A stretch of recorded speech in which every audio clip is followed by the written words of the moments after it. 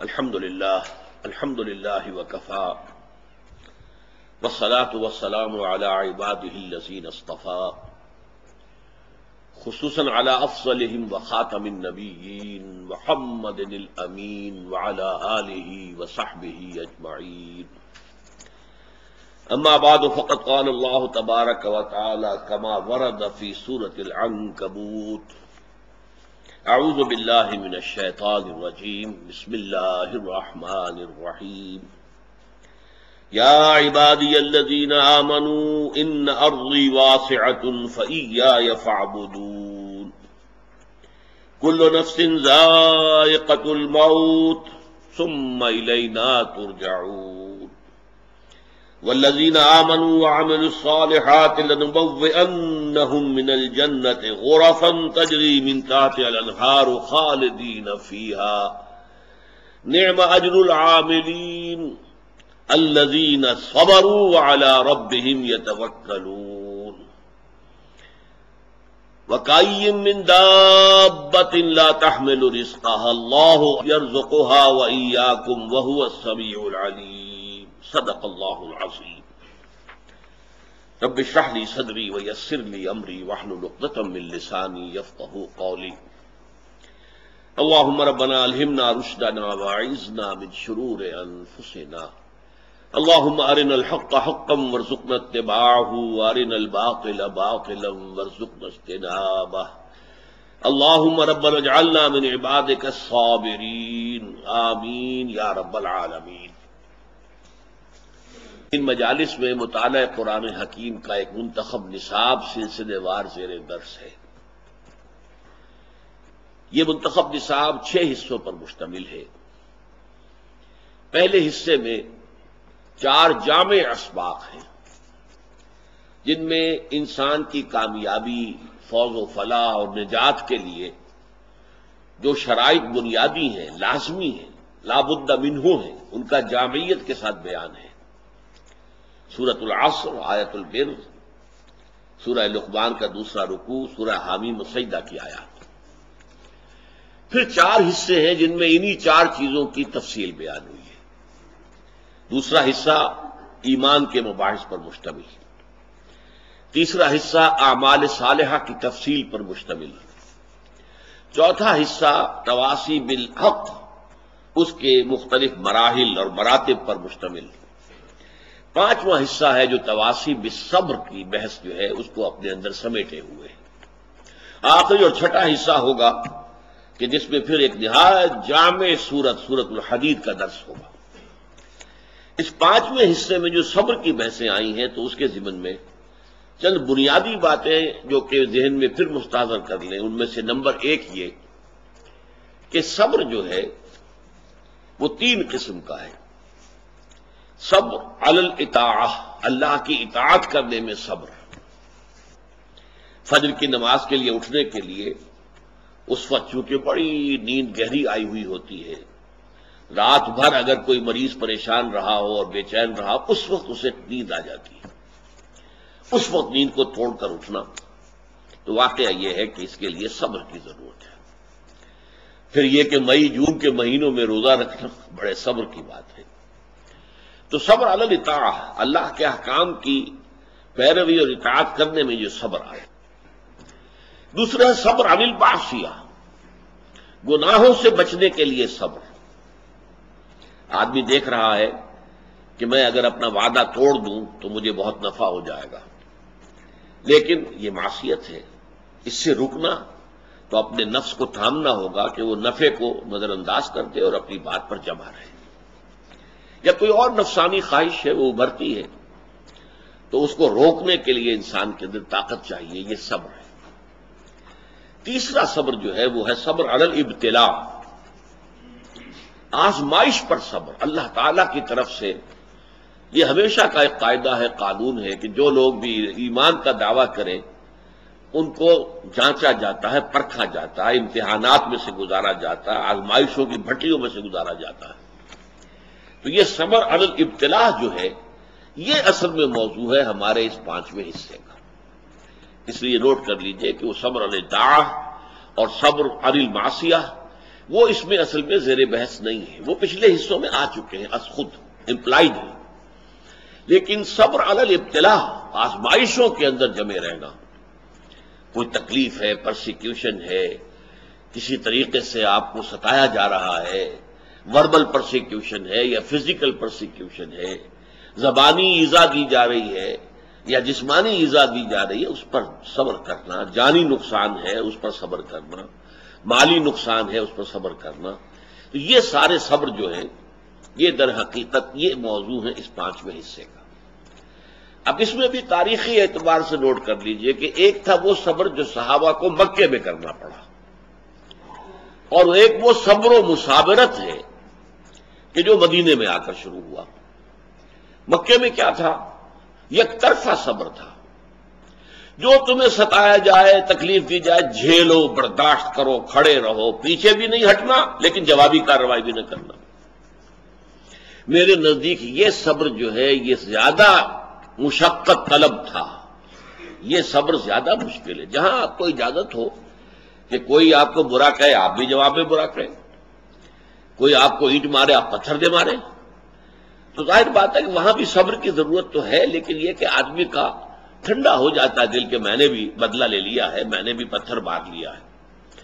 لیکن مکہ مکرمہ میں حکم یہ تھا کہ بس جھیلو اور کوئی جوابی کارروائی نہ کرو۔ یہ جو صبر تھا یہ بڑا کڑا صبر تھا، بڑا سخت صبر تھا، اور اسی اعتبار سے میں نے جیسا کہ آپ کو بتایا تھا کہ فزیکل پرسیکیوشن جو شروع ہوئی ہے وہ 4تھے سال سے شروع ہوئی ہے آغاز وحی کے بعد۔ اس سے پہلے صرف وربل پرسیکیوشن تھی، اور وہ بھی داعی یعنی حضور کی ذات پر مرکوز تھی۔ پاگل ہو گئے، دماغ خراب ہو گیا ہے، سحر زدہ ہے، کوئی جن آسیب ان کے اوپر آ گیا ہے، شاعر ہے، ساحر ہے۔ اب یہ ساری وربل پرسیکیوشن ہو رہی تھی، اور وہ بھی صرف حضور کے، کسی اور کے لیے نہیں، اس لیے کہ وہ سمجھتے تھے کہ اگر حضور کا یہ جو قوت ارادی ہے، ول، اسے ہم کل کر دیں اس وربل پرسیکیوشن کے ذریعے سے، استہزاء سے، تمسخر سے، مذاق اڑا کر وہ بددل ہو کر بیٹھ رہے ہیں، تو کسی اور کو کچھ کہنے کی ضرورت نہیں، یہ تحریک اور دعوت ختم ہو جائے گی۔ پہلے 3 سال پرسیکیوشن صرف وربل تھی، اور وہ بھی focused on the person of the prophet Muhammad صلی اللہ علیہ وسلم۔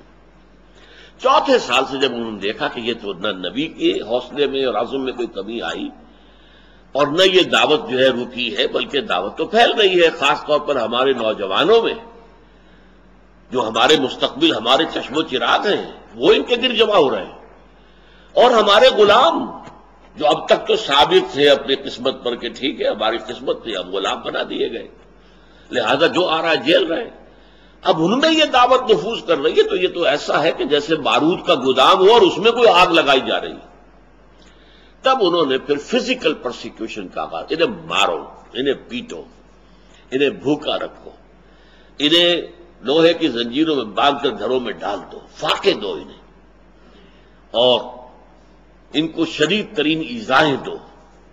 یہ دور جب شروع ہوا ہے تو جیسا کہ میں نے عرض کیا اس میں بڑے صبر کی آزمائش ہوئی، اور اس موضوع پر قرآن حکیم کا ضرب سلام سورہ عنکبوت ہے۔ سورہ عنکبوت کا پہلا رکوع آیات 13 ہیں، اگرچہ اس میں ایک آیت جو ہے تو الف لام میم حروف مقطعات کی ہے، باقی 12 آیات قرآن مجید میں صبر علی الابتلاء کا جامع ترین مقام ہے، جامع ترین مقام۔ اس پر ہم نے پوری تفصیل سے گفتگو کی ہے۔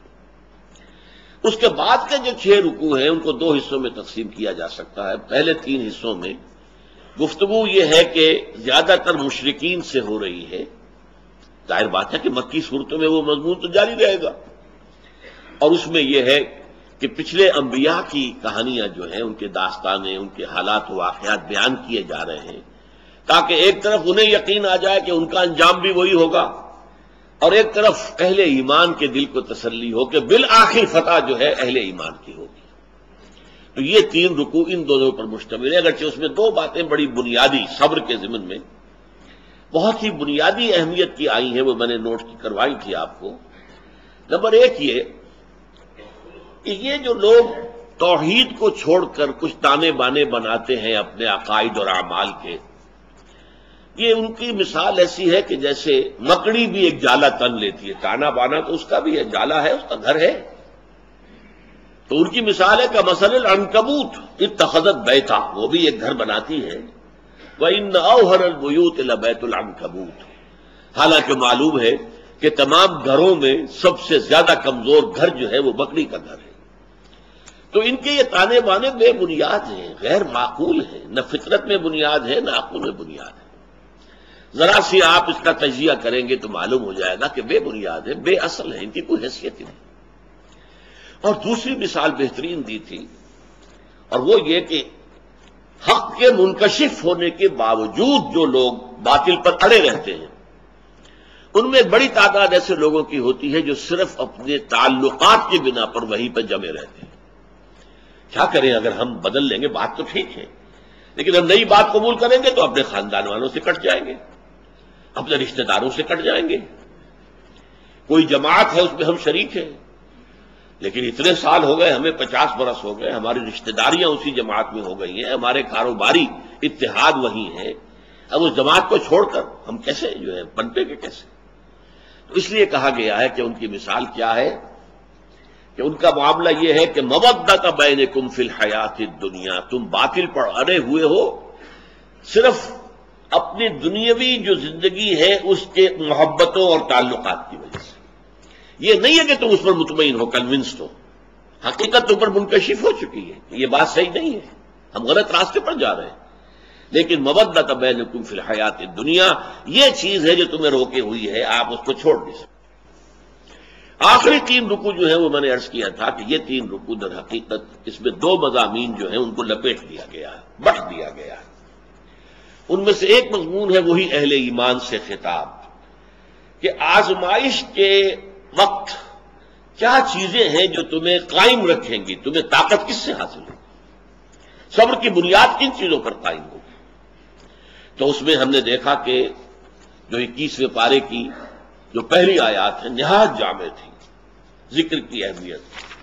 اتل ما اوحی الیک من الکتاب واقم الصلاۃ ان الصلاۃ تنہی عن الفحشاء والمنکر ولذکر اللہ اکبر.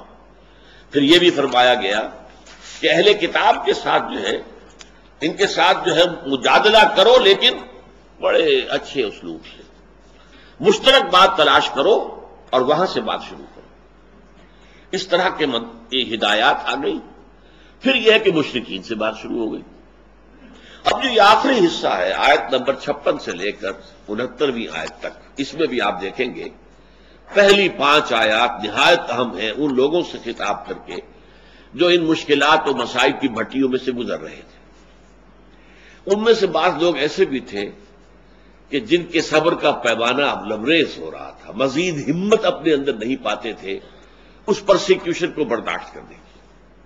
ان کے لیے ایک راستہ کھول دیا گیا، اجازت دے دی گئی ہجرت کی.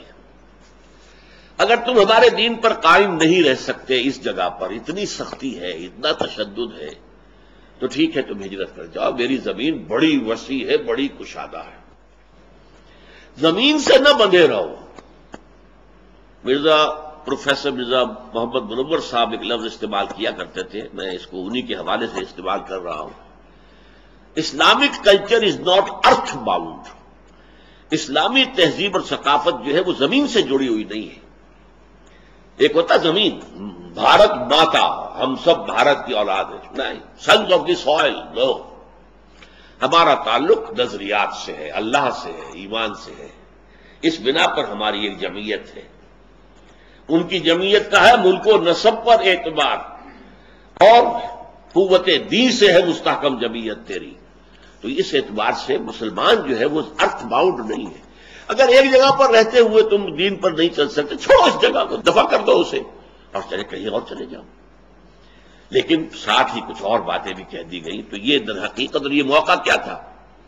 اسی کے بعد ہجرت حبشہ ہوئی ہے کہ بہت سے لوگ جو ہے حضور کی اجازت سے وہ مکے کو چھوڑ کر اور حبشہ کی طرف چلے گئے. لیکن یہ ہجرت صرف اس کے اندر صرف ایک چوائس دیا گیا تھا، ایک اجازت دی گئی تھی. یہ ہجرت واجب نہیں تھی. اس کے بعد جو ہوئی ہے 7 سال کے بعد ہجرت مدینے کی، وہ واجب تھی. وہ تو ایک یوں سمجھیے کہ جو ریولوشنری پروسیس تھا محمد رسول اللہ صلی اللہ علیہ وسلم کا، اس کی اہم کڑی ہے، اس کا ایک ٹرننگ پوائنٹ ہے، وہ واجب تھی۔ لیکن یہ ہجرت جو تھی، جس کو اب ہجرت حبشہ کہتے ہیں، سن 5 نبوی میں جو ہوئی ہے، یہ اس ہجرت تھی اجازت، جا سکتے ہو، اگر نہیں تم سے جھیلا جا رہا تو ٹھیک ہے، تم مکے کی زمین کو خیر بات کہو، کہیں اور چلے جاؤ۔ اور کہاں چلے جائیں، اس کی ہدایت حضور نے کر دی کہ حبشہ کا ملک ہے، زیادہ دور نہیں ہے حبشہ، درمیان میں صرف ریڈ سی ہے، دورہ قلزم، بس اس کو کراس کرو، کشتیوں میں بیٹھے اس کو کراس کیا، حبشہ پہنچ گئے۔ تو یہ ہجرت حبشہ کی طرف اشارہ ہو رہا ہے، تو ارشاد ہوا یا عبادی الذین آمنوا، اور یہی بڑا پیارا انداز، اے میرے وہ بندو جو ایمان لائے۔ ایک بات میں نے اس سے پہلے کئی مرتبہ کہی ہے آپ سے کہ قرآن مجید میں یا ایھا الذین آمنوا، یہ جو طرز خطاب ہے یہ صرف مکی صورتوں میں، مدنی میں نہیں ہے۔ جبکہ ایک امت کی شکل بن گئی تھی، تحویل قبلہ ہو گیا، معلوم ہوا کہ ایک نئی امت نئے مرکز کے گرد اب وجود میں آ گئی، لہذا وہاں یا ایھا الذین آمنوا، اور اس میں صرف صاحب ایمان نہیں، منافقین بھی شامل ہوتے تھے۔ پورے قرآن میں کہیں منافقین کو نہیں کہا گیا یا ایھا الذین نافقوا، نہیں، وہ بھی اپنے ایمان کے مدعی تھے، انہیں ایک مسلمان سمجھا جاتا تھا، اس لیے یا ایھا الذین آمنوا میں دونوں کور ہو جاتے تھے۔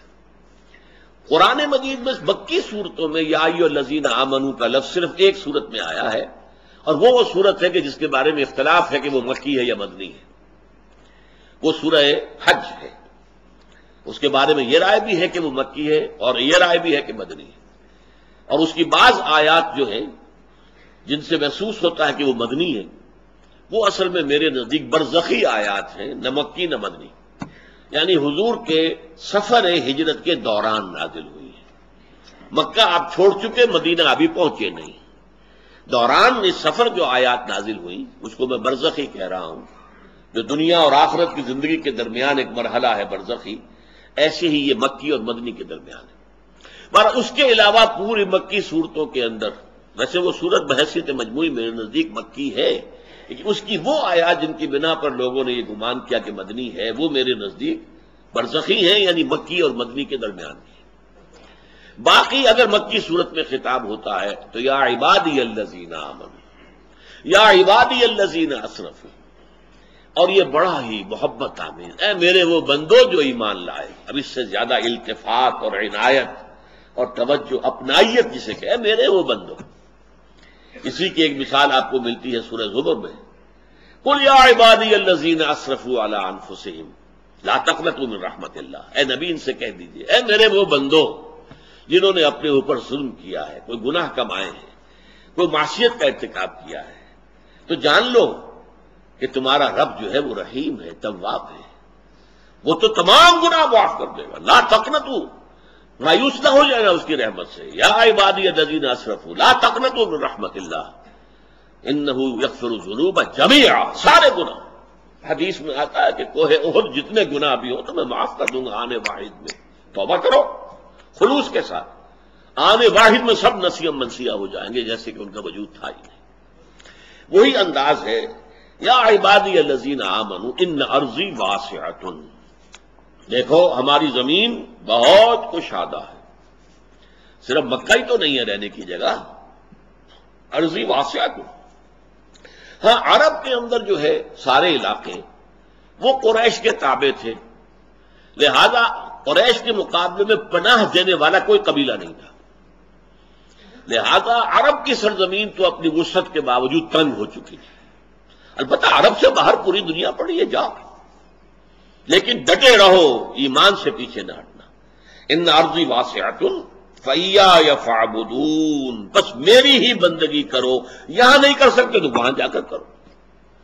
اس میں پھر حضور نے نشاندہی فرما دی صلی اللہ علیہ وسلم کہ جاؤ حبشہ میں چلے جاؤ، وہاں ایک بادشاہ ہے جو بڑا ہی انصاف پسند ہے، تو اس بادشاہ کے پاس نجاشی رحمت اللہ علیہ، جو بعد میں ایمان بھی لے آئے اور انہیں تابعین میں شمار کیا جاتا ہے، کہ حضور کی زیارت تو ان کے ثابت نہیں ہے، نہیں ہوئی ہے، لیکن یہ کہ وہ ایمان لائے ہیں، صحابہ کو انہوں نے دیکھا ہے جو بھی گئے تھے ہجرت کر کے وہاں، لہذا انہیں تابعی شمار کیا گیا۔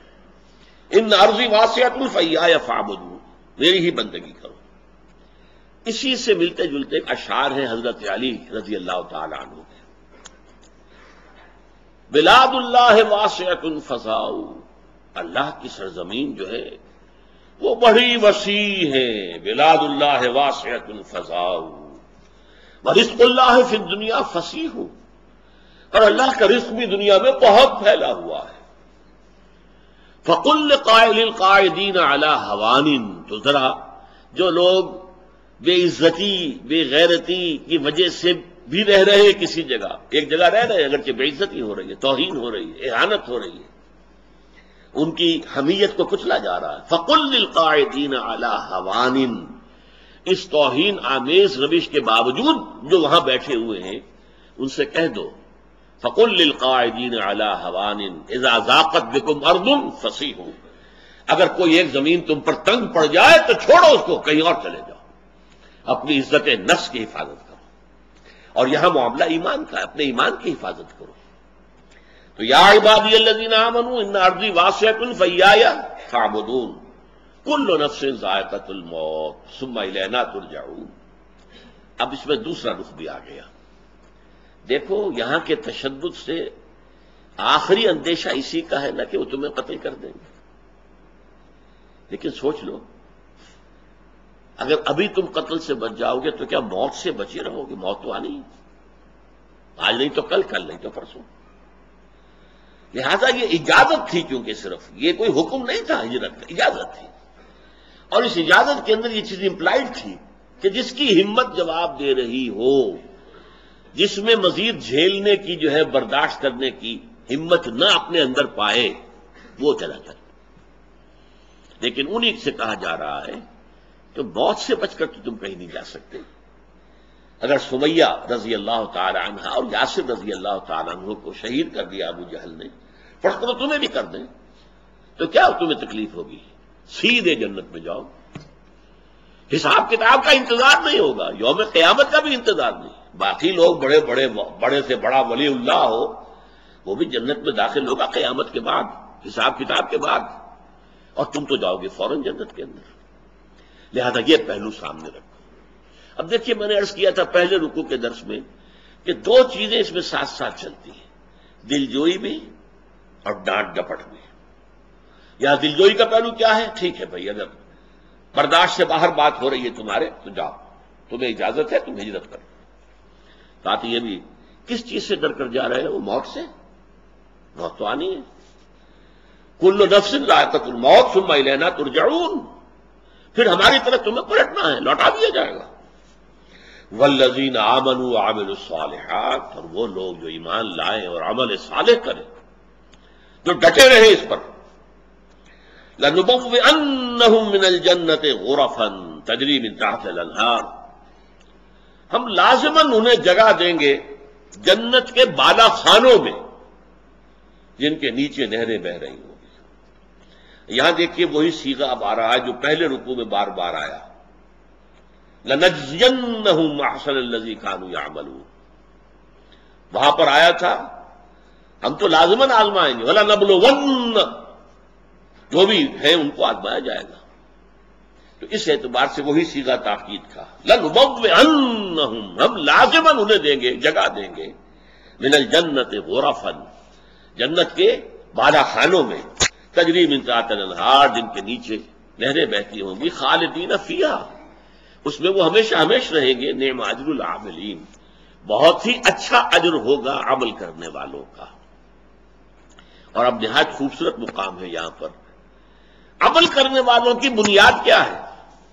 الذین صبروا وعلی ربہم یتوکلون، وہ لوگ جنہوں نے صبر کیا، جھیلا، برداشت کیا، سختیاں جھیلی، مصیبتیں جھیلی، مصائب جھیلے، جبکہ مکے کی گلیوں میں گھسیٹا جا رہا تھا حضرت بلال کو، اور جیسے جانور کی لاش گھسیٹی جاتی ہے، کھینچ کر لائی جاتی ہے، اسی طریقے سے ایک زندہ انسان، گوشت پوشت کا انسان، اور اس کے گردن میں رسی ڈال کر دے دی ہے چھوکروں کو، گھسیٹو اس کو گلیوں کے اندر۔ اور ظاہر بات ہے کہ وہ گلیاں کوئی پیومنٹ تو نہیں تھے، وہاں پر کوئی سڑکیں تو نہیں تھی، وہ کونے رکھنے والے جو ہیں نوکیلے پتھر، جسم ادھڑ رہا ہے، خونم خون ہے. پھر سینے کے اوپر ایک بھاری پتھر رکھ دیا گیا دھوپ میں ڈال کر، اوپر سے وہ آسمان جیسے آگ برس رہی ہے، ادھر سینے پر پتھر. سانس لینا مشکل سے سانس لے رہے ہیں، لیکن ساتھ ساتھ کہہ رہے ہیں احد احد احد احد احد احد احد، ایک ہی کو مانتا ہوں اور کسی کو نہیں مانتا. الذین صبروا، جن لوگوں نے صبر کیا، وعلی ربہم یتوکلون، اور جو اپنے رب ہی پر توکل کرتے رہے. ہمارا پروردگار ہی ہمارے لیے راستے کھولے گا، ہمارا پروردگار ہی آخر میں ہماری مدد کرے گا، ہمارا پروردگار جو ہے ہمیں کامیابی نصیب فرمائے گا. علی ربہم یتوکلون. وَكَأَيٍّ مِّن دَابَّةٍ لَّا تَحْمِلُ رِزْقَهَا، اور کتنے ہی چوپائے ہیں زمین میں تم دیکھتے ہو، وہ اپنا رزق اٹھائے تو نہیں پھرتے. یہ پرندے جو ہیں، کیا ان کا رزق ان کے پاس اسٹور میں کہیں ہوتا؟ حضرت مسیح کا ایک بڑا پیارا جملہ ہے سرمن آف دی ماؤنٹ میں. کیوں فکر کرتے ہو، اپنے حواریین سے کہہ رہے کیوں فکر کرتے ہو کہ کیا کھائیں گے؟ تم جنگل کی چڑیوں کو نہیں دیکھتے کہ وہ خالی پیٹ اپنے گھونسلوں سے نکلتی ہیں اور شام کو آسودہ ہو کر واپس آتی ہیں؟ ان کے پاس کہیں کوئی جمع تو نہیں ہے، کوئی ذخیرہ تو نہیں ہے گندم کا یا کسی اور چیز کا. تو جو آسمان کے پرندوں کو کھانے کو دیتا ہے، کیا وہ تمہیں نہیں دے گا؟ یہ خوبصورت انداز. کیوں فکر کرتے ہو کیا پہنو گے؟ جنگل کی سوسن کو نہیں دیکھتے کہ جس قدر شاندار لباس اللہ نے اسے دیا ہے، رنگین. سلیمان بھی اپنی ساری شان و شوکت کے باوجود ویسا ملبس نہ تھا، ویسا لباس اس کے پاس بھی نہیں تھا. تو جو جنگل کی گھاس کو لباس دیتا ہے، جو آج ہے اور کل جھونک دی جائے گی آگ میں، کیا وہ تمہیں لباس نہیں پہنائے گا؟ یہ ہے توکل اللہ کی ذات پر. وَكَأَيٍّ مِّن دَابَّةٍ لَّا تَحْمِلُ رِزْقَهَا اللَّهُ يَرْزُقُهَا وَإِيَّاكُمْ، اللہ ہی انہیں بھی رزق دیتا ہے، تمہیں بھی دے گا. کیوں فکر کرتے ہو کہ کل کیا کھائیں گے؟ آج جس نے تمہیں رزق دیا وہ کل بھی دے گا. تمہیں اس کے اوپر توکل کرو، اعتماد کرو. وَهُوَ السَّمِيعُ الْعَلِيمُ، اور وہ سب کچھ سننے والا ہے، سب کچھ جاننے والا ہے. یہ 5 آیات بھی یوں سمجھیے کہ اس صبر کے موضوع پر، جو صبر کے اس وقت مکی دور میں تھا، یک طرفہ صبر، ایک ہے 2 طرفہ صبر. وہ آئے گا مدنی صورتوں میں جب ہم پڑھیں گے، سورہ بقرہ، سورہ آل عمران. لیکن یہ ہے یک طرفہ صبر، جو آئے جھیلو، برداشت کرو، لیکن کوئی جوابی کارروائی نہیں کرنی. اس صبر کے لیے جو ہدایات دی گئیں، سورہ عنکبوت کے آخری 3 رکوع جو ہے انہی پر مشتمل ہے. اور ان میں سے یہ 5 آیات جو ابھی ہم نے پڑھی ہیں نہایت اہم ہے، نہایت جامع ہے. بارک اللہ لی ولکم فی القرآن العظیم ونفعنی وإیاکم بالآیات والذکر الحکیم.